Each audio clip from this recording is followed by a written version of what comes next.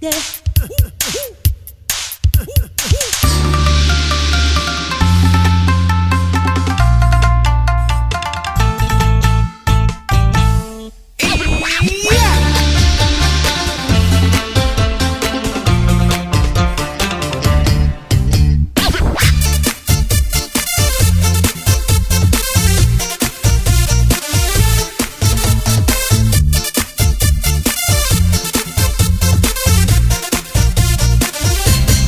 Từ đằng xa anh thấy ai xinh xinh tựa như cánh hoa, nàng đẹp tựa như tranh mà anh thường mơ mỗi đêm.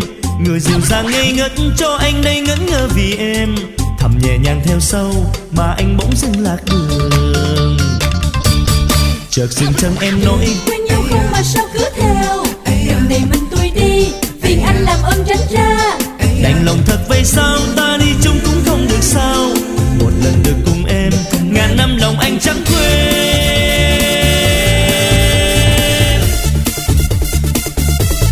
Ngày ngày anh luôn mơ luôn theo luôn ngóng em về đây, chợt nhìn em đi theo sau mà tim nói chẳng thành câu. Ở nhà anh luôn nghĩ ra bao nhiêu là câu tỏ tình mà sao khó ghê, rồi gặp em anh đấy run run anh chẳng dám làm quen. Người ơi anh xin yêu em cùng bao tháng năm chờ em, đường đời dù bao khó khăn anh xin nguyện yêu em thật lòng, dù cho giông tố anh sẽ là người đi theo.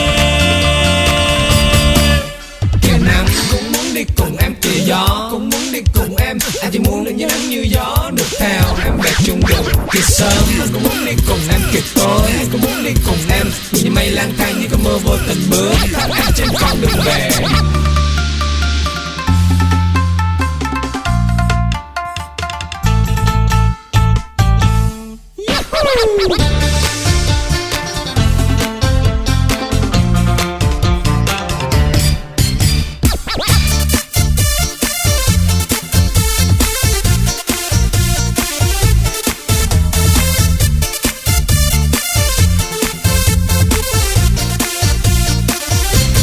Từ đằng xa anh thấy ai xinh xinh tựa như cánh hoa, nàng đẹp tựa như tranh mà anh thường mơ mỗi đêm.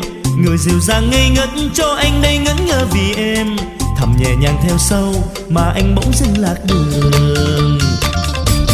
Chợt dừng chân em nói quen nhau không mà sao cứ theo, lần này mình tôi đi phiền anh làm ơn tránh ra. đành lòng thật vậy sao, ta đi chung cũng không được sao, một lần được cùng em ngàn năm lòng anh chẳng quên.